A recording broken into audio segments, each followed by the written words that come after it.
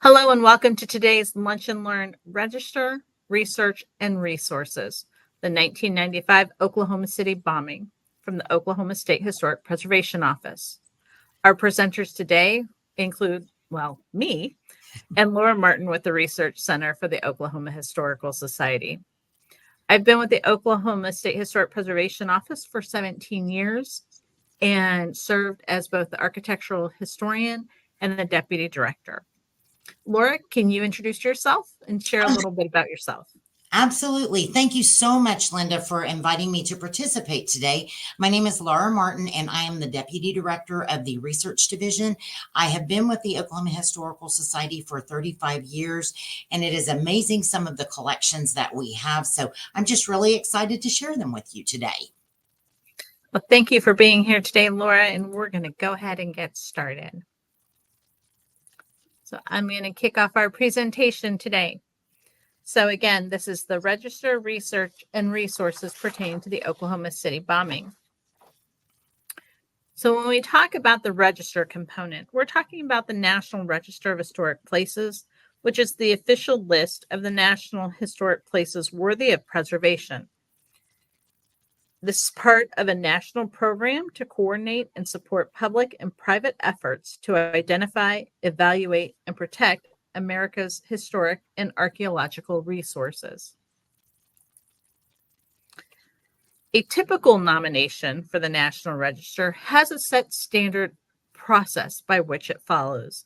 So a form is prepared by anyone, and it's reviewed by the State Historic Preservation Office for completeness and accuracy in the information that it's presenting about the property.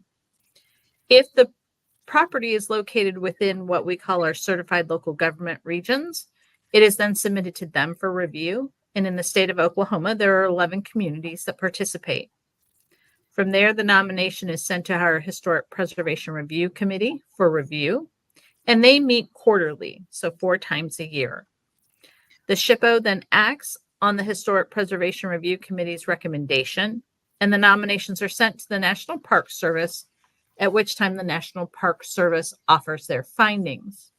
However, there are exceptions to that particular process.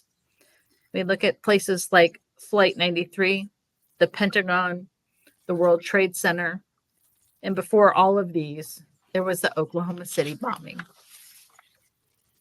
So the Oklahoma City National Memorial was officially listed in the National Register of Historic Places in 1997, with the formal documentation accepted in 2015 to coincide with the 25th anniversary of the event. On October 7, 1997, President Bill Clinton signed Public Law 105-58, also known as the Oklahoma City National Memorial Act. The act acknowledged the national and international significance of the bombing of the Alfred P. Murrah Federal Building on April 19, 1995, and created the Oklahoma City National Memorial. The memorial included the former site of the Murrah Building and the block to the north. The act also designated the memorial as a unit of the National Park Service. And as a unit of the National Park Service, it was automatically listed in the National Register of Historic Places the day that President Clinton signed the act.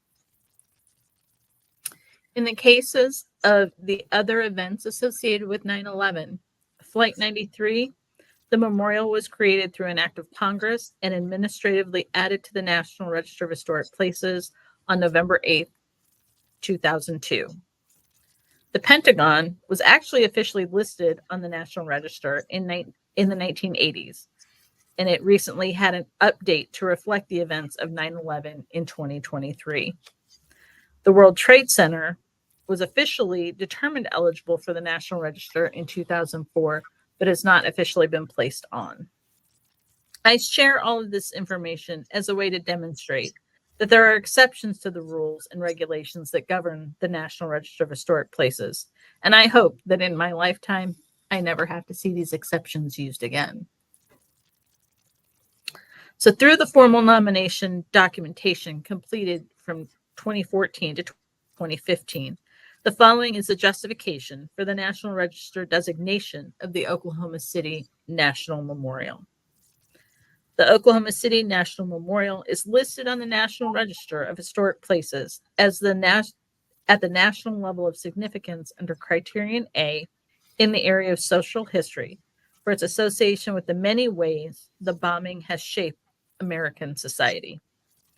Although a commemorative property, the symbolic value of the Oklahoma City National Memorial has invested in it its own historical significance, thus meeting criteria consideration F. As a property achieving national significance within the past 50 years, it also meets criteria consideration G. The period of significance for the property has been determined to be from 1995, the year of the bombing, to 2001, when the Oklahoma City National Memorial Museum opened to the public. When we say that the building is significant for its role in social history, what we mean is that the bombing of the Alfred P. Murrah Federal Building on April 19, 1995, and its aftermath have shaped many aspects of American life. The fact that it happened in the country's heartland and was an example of domestic terrorism changed people's perceptions of their own vulnerability to acts of terrorism. It shaped the way local, state, and federal governments provide protection for existing government buildings and design new buildings that can withstand similar attacks. Federal legislation was passed that limited death penalty appeals and provided more rights to victims of crimes. The lessons learned from the Oklahoma City response to the bombing have benefited other government agencies and communities as they prepare for similar disasters, or, unfortunately, in some cases, respond to their own tragic events. The memorialization process that unfolded after the bombing has been a model for the memorializations of other acts of violence. The Oklahoma City National Memorial has come to represent these manifestations, and as such, it is eligible for listing in the National Register of Historic Places at the national level of significance under Criterion A for areas of social history. The National Park Service, as part of the National Register of Historic Places, has a set of categories for which properties typically do not meet the requirements for the National Register designation. And when an exception is warranted, these are called criteria considerations. And this property specifically meets two of those considerations. For consideration F for commemorative properties, a property primarily commemorative in intent can be listed if design, age, tradition, or symbolic value has invested it with its own historical significance. And although this is a commemorative property, the symbolic value of the Oklahoma City National Memorial has invested in it with its own exceptional significance. And consideration G is for properties that are less than 50 years old. So a property achieving significance in the past 50 years can be listed if it has exceptional significance. So on October 7th, 1997, as we indicated, President Bill Clinton signed that public law, also known as the Oklahoma City National Memorial Act. The law acknowledged the national and international significance of the bombing, and it created the Oklahoma City National Memorial. As a property achieving national significance within the past 50 years, the Oklahoma City National Memorial meets those considerations. But the actual bombing location isn't the only property that was listed for its significance within the historical context of the bombing. The first Christian church in Oklahoma City was solidified as an important resource associated with the bombing when it served a critical role to the residents of Oklahoma City on the day in 1995 and through the immediate aftermath. The Compassion Center, commonly referred to as just the center, a family assistance center at First Christian Church, was operational by 3:30 on the afternoon of the bombing. The center, intentionally set up by the Office of the Chief Medical Examiner and the Oklahoma Funerals Directors Association, provided approximately 20 funeral directors to greet the families. By the next day, on April 20th, the American Red Cross was operating and the center was serving victims and families.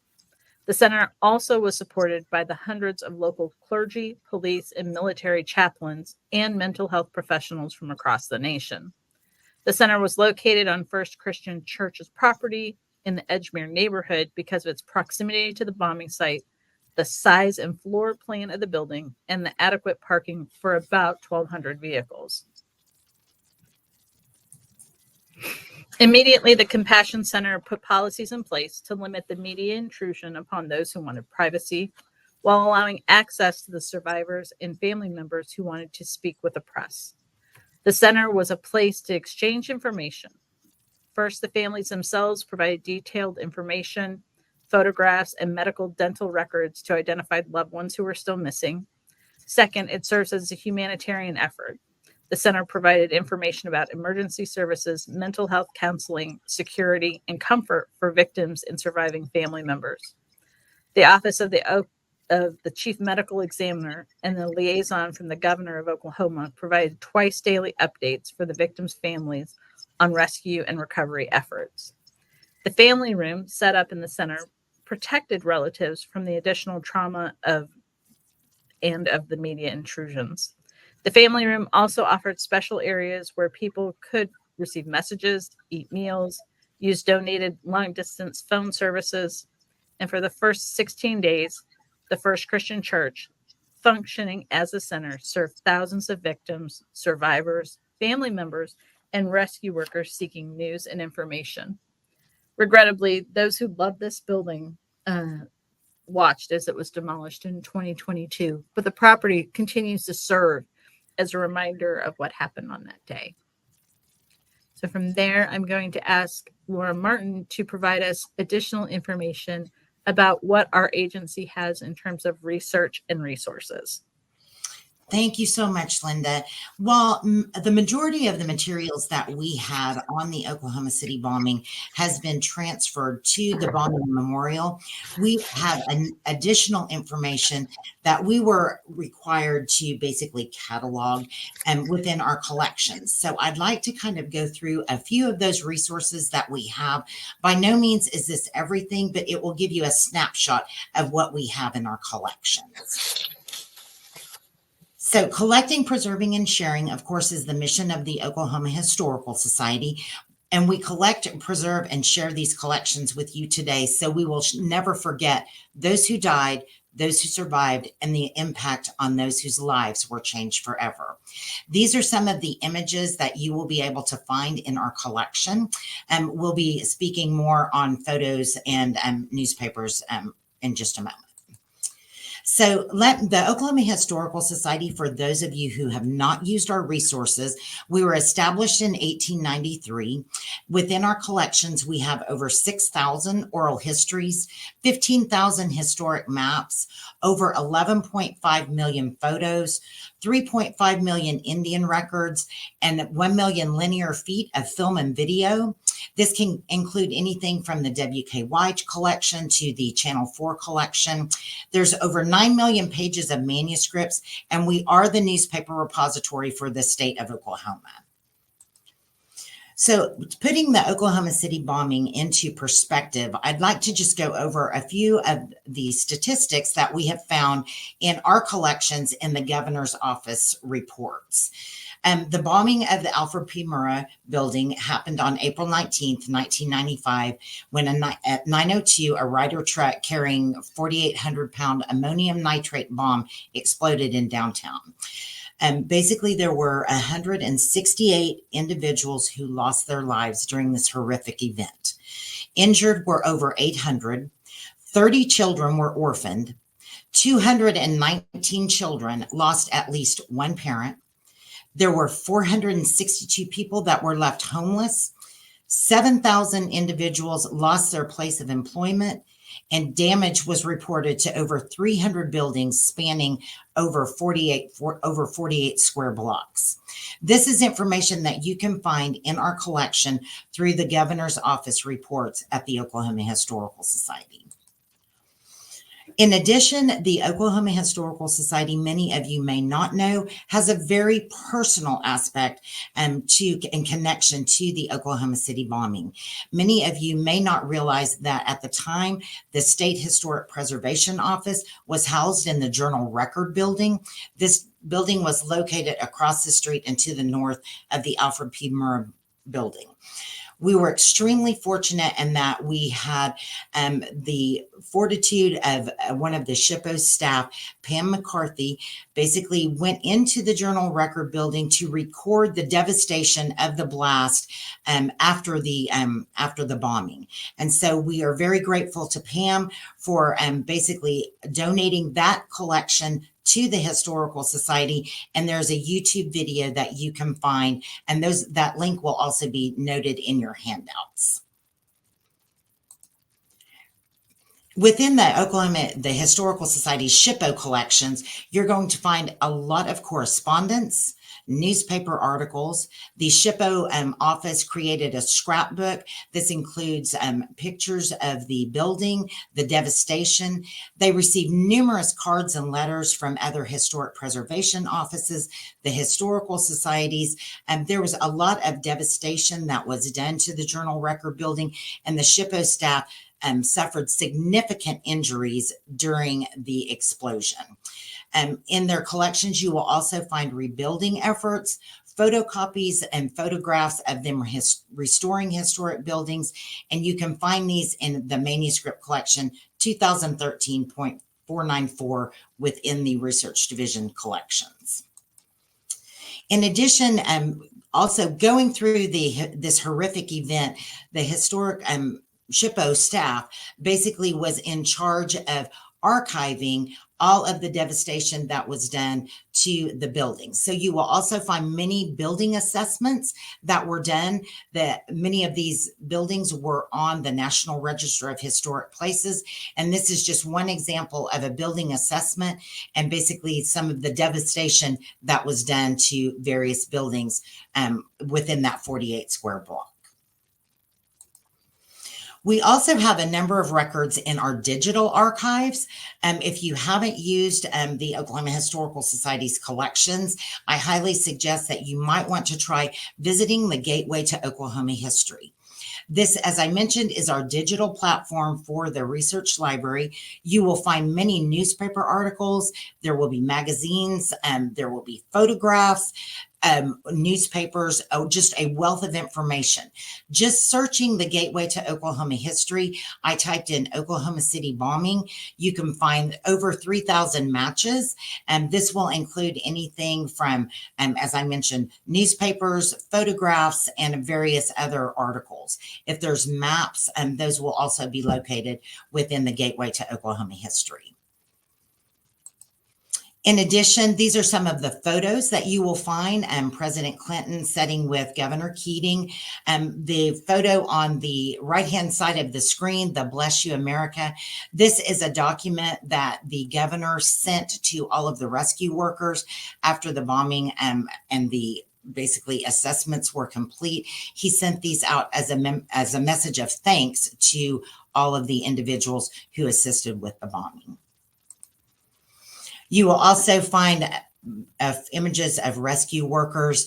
And this is one of the banners that was hung basically to cheer the rescue workers on and keep their spirits up as they sorted through this devastating bombing.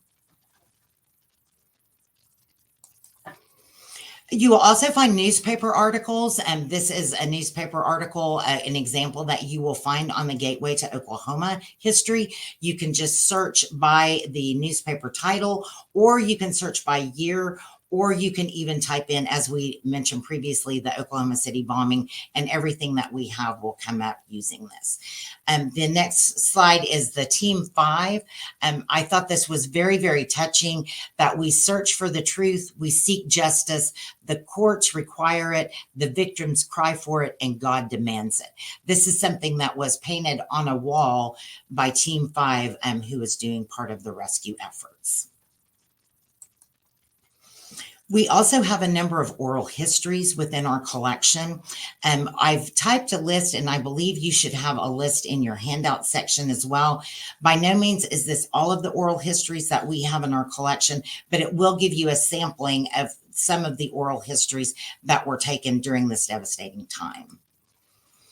You will find oral histories from the lieutenant governor and the mayor at the time, Mayor Ron Norick, volunteers who assisted in the rescue efforts, information from reverends, ministers, as Miss Lynda was mentioning before. There was a lot of ministers that assisted with that, medical doctors and medical personnel that were on duty.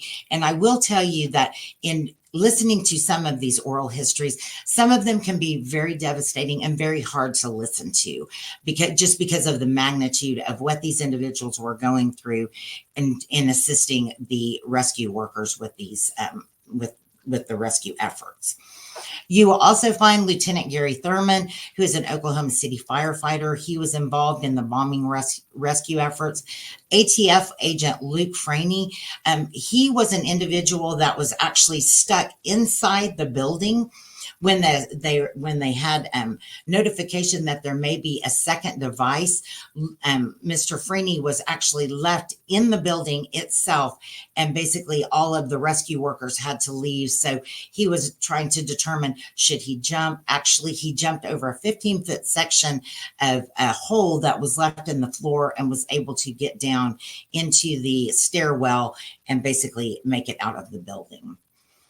There are rescue workers, volunteers, several of those you will find basically witnessing the devastation and some of the different donations that came into the various establishments that they had set up. There is one of the ones that I find was very difficult to listen to was the chief investigator for the medical examiner's office. You will find those listed as well. And some of our very own SHPO staff. Miss Susan Allen, she was actually inside when the bomb occurred, and she is from the Oklahoma Historical Society Preservation Office. You will find her oral interview in there as well.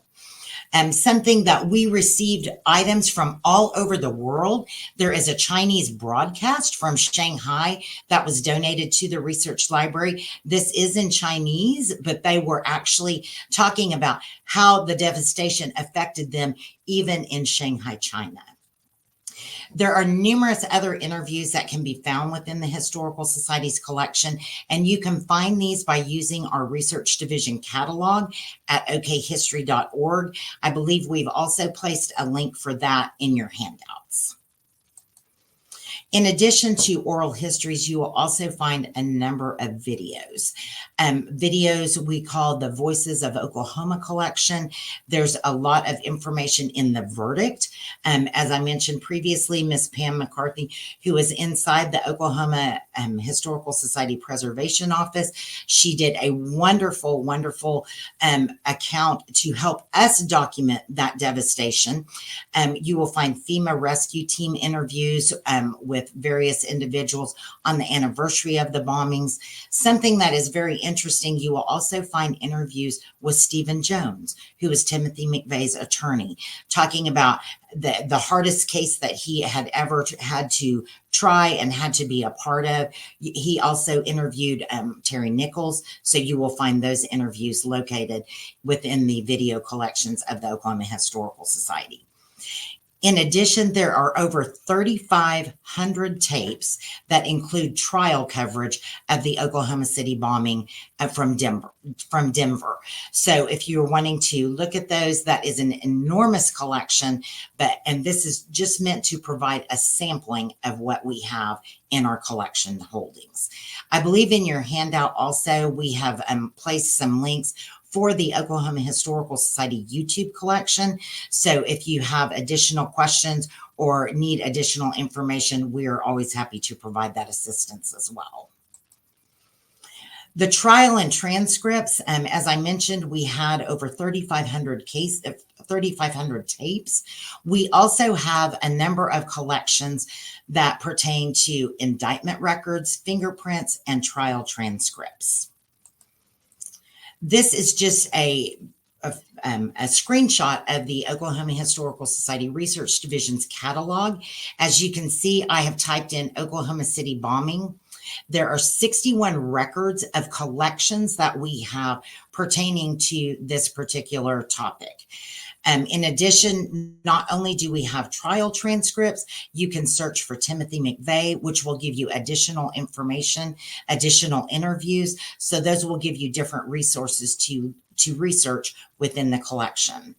You can also search under Terry Nichols. These are, there are various interviews, there are trial transcripts, and there are indictment records for Terry Nichols, Timothy McVeigh, and Michael Fortier. The trial transcripts are page by page every single day of what happened in Denver. They are in massive collections. Not only do we have it in video form, we also have it in paper form. So if you all would like to come and peruse through over 40 boxes of materials, we also have that if you would choose to look at those in paper. We have the Oklahoma Highway Patrol collection, which gives radio broadcast of basically when they were searching for Timothy McVeigh and when they actually caught him. You will find those transcripts located within the Oklahoma Highway Patrol collection. There are also a number of very heart-wrenching statements by survivors. There is a statement by Stanley Mayer, who was of the Oklahoma Historical Society and Preservation Office. He presented a statement to the judge in Denver on the sentencing of Terry Nichols. It will tell it detail by detail what happened to Mr. Mayer and some of the devastation that basically he had, numbers of surgeries that he had to go through. So some of these documents can be extremely difficult to read and to basically research. There's also Perry, Oklahoma arrest and fingerprint cards for Timothy McVeigh. This is an example of what you can find in the collections. This is the indictment record for Timothy McVeigh, and also we have his fingerprint records. If anyone would be interested in viewing those, we have those in our research collections. Within the collections as well, there are a number of letters of appreciation, citations to Patrick J.E. Livingston for providing evidence to basically leading to the arrest of Timothy McVeigh and Terry Nichols. As I mentioned previously, we do have a number of newspapers in our collection. We are the newspaper repository.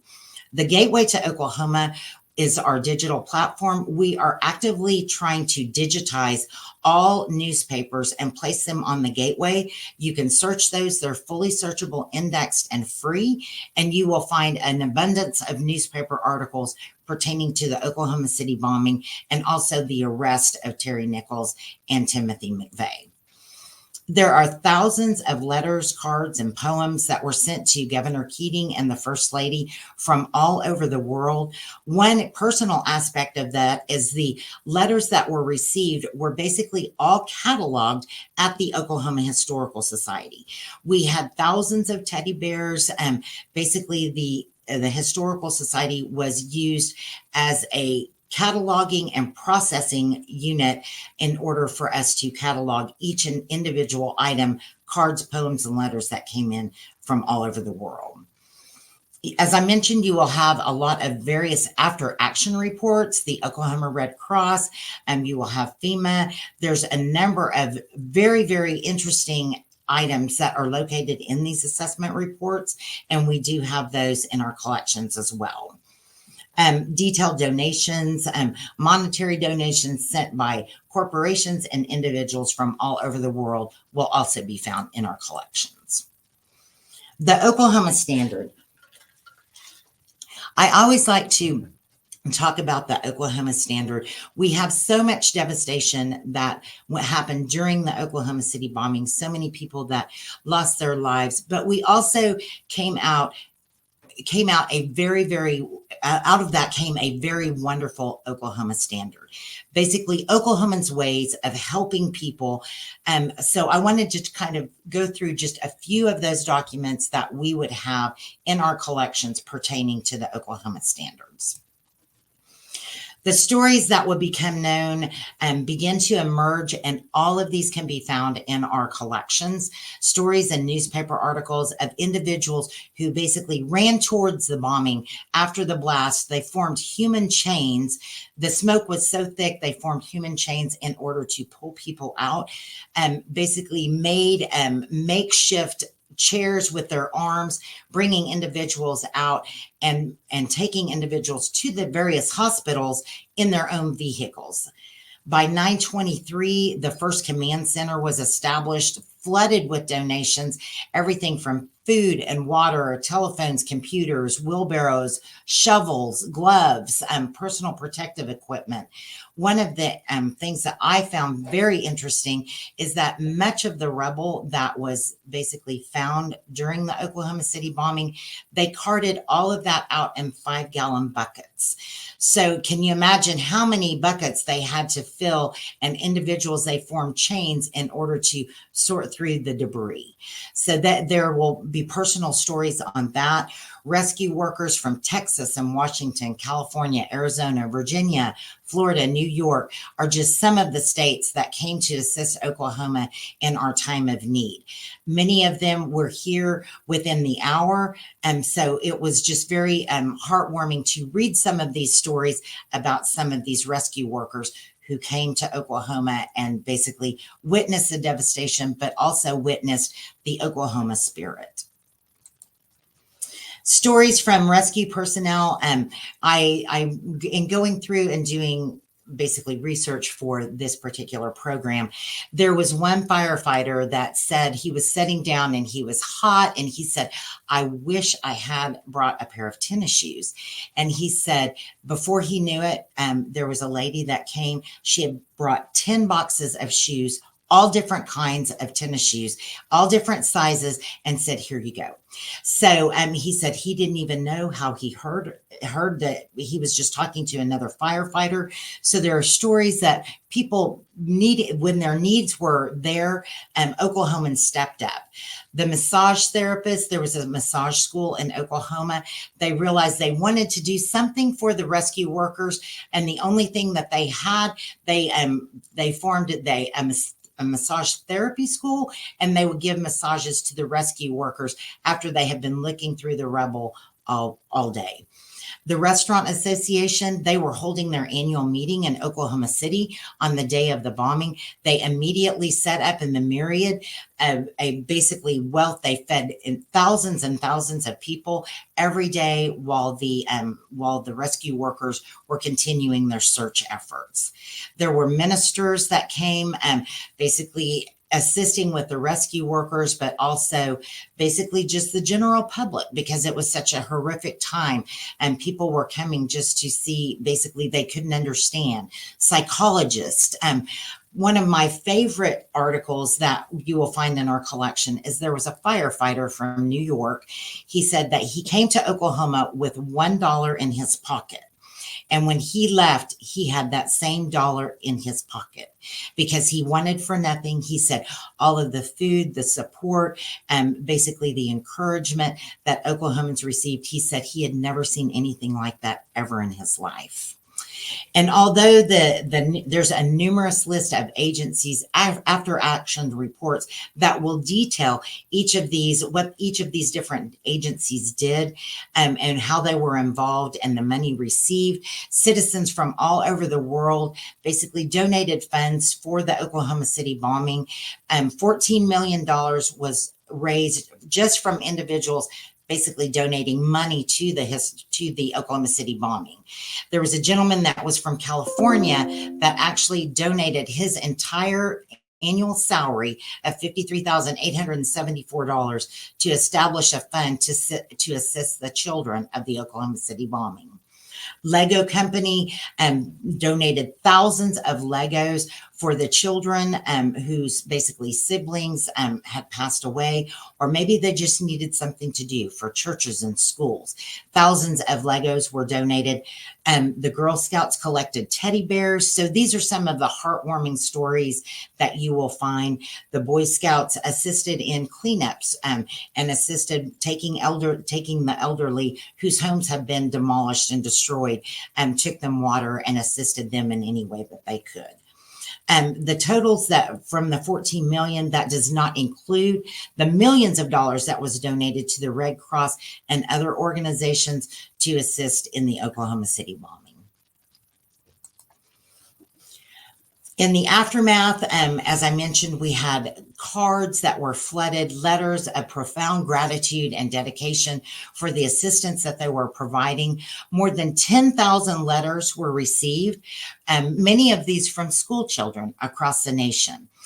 It was the children, basically their lives as they knew it were shattered. And so the one thing that they could do, teachers basically suggested that they write to the bombing victims and also the rescue workers. So over 10,000 letters were received. These cards were all cataloged and sorted. They were distributed to the rescue workers. Some were used to decorate the walls in the fire departments. Some were left on the pillows and the beds of the rescue workers. And some were basically just given personally to the rescue workers. These messages served as a reminder that while they risked their own lives to save others, that they were not alone and that this nation stood with them and all Oklahomans stood with them. And for their bravery and compassion and selfless service, they will never be forgotten. There was a very touching story of a firefighter who said he had come from the building. He said he was just exhausted, and he said he looked up to find all of these brightly colored photos and all of these brightly colored messages. And he said, you cannot imagine how much that lifted his spirits and assisted him in the healing process. There's also a book that was donated to the Oklahoma Historical Society. This was Kathy Keating wrote the foreword, and it's Dear Oklahoma, Get Well Soon. If you haven't read this book, it is extremely touching and it is extremely wonderful. Basically, they gathered photos and stories and basically their well wishes from all over the world for students and also rescue workers.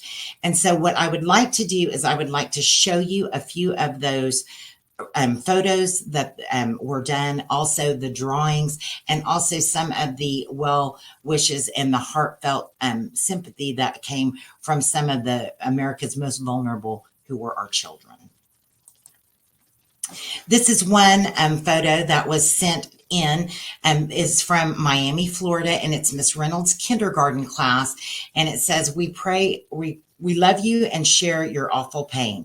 This particular kindergarten class, they raised $6 to send into the Oklahoma City bombing.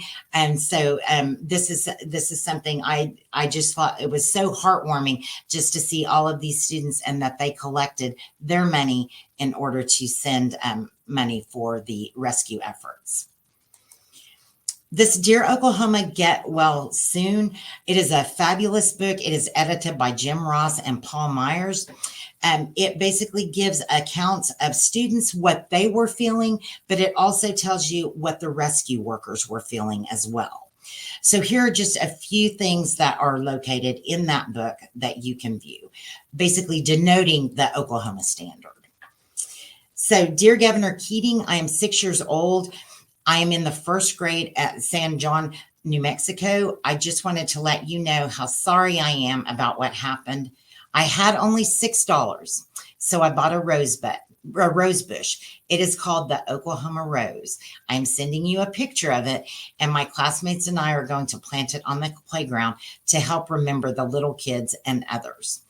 I think the policemen, FBI, citizens, and all the volunteers, you are heroes and very brave. I hope your teams go away soon and your hearts won't be as heavy. I really wanted to buy a tree like the president, but I didn't have enough money. I hope you will like the rose bush instead. So this is from Jesse Smith. He was from New Mexico. So this is one of the letters that you will find in the book as well. So there was many drawings, some of firefighters. This one is by Sasha Fisher. And so you can, Sasha was from Oklahoma City.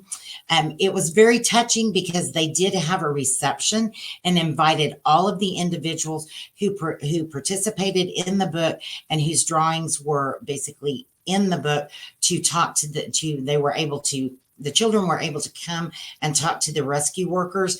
And it not only assisted the children, but it helped the rescue workers immensely. Here's another story. This one is from Pennsylvania, and it says, "We can't all be heroes. Someone has to sit on the curb and clap as they go by." That was a quote from Will Rogers, and it says, "Thanks for giving us something to clap for." And one of the things that I think is very touching and heartwarming is this is the bottom response. This is from Philip Miller, who was a special agent with the Bureau of Alcohol, Tobacco, and Firearms from Dallas. And it said, on April 22nd, Search Team 3 was assigned to search the YMCA building. While digging through a pile of rubble, we found a crushed aquarium.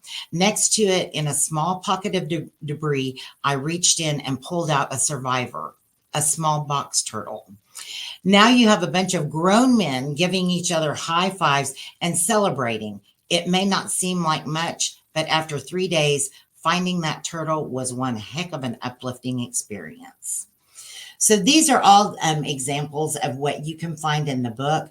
And I will leave you today with a thought that was sent in by Joy. She was from Oklahoma City, and this kind of represents the Oklahoma standard I feel through and through. Through this devastating experience, destroyed many lives and tore apart many families, I feel that somehow it has brought us all together. I feel that day, everyone saw Oklahoma and how we all helped each other and care about each other. Before the bombing, we were just another state, but now the whole world has become a part of Oklahoma. I've learned so much from this, not only in painful ways, but also in good. Our love for one another has strengthened, and so have we. And I think that truly represents the Oklahoma standard. The event of most certainly was horrific, but Oklahomans came together. We pulled together as a nation, and basically we prevailed. So Lynda, I turn this back to you. If anyone has any questions, I am more than happy to answer those. And I appreciate you all allowing me this time to talk to you just a little bit about the Oklahoma Historical Society collections. Right, so Laura, one of the questions we have is, what time is the research center open, and when can people come do research there?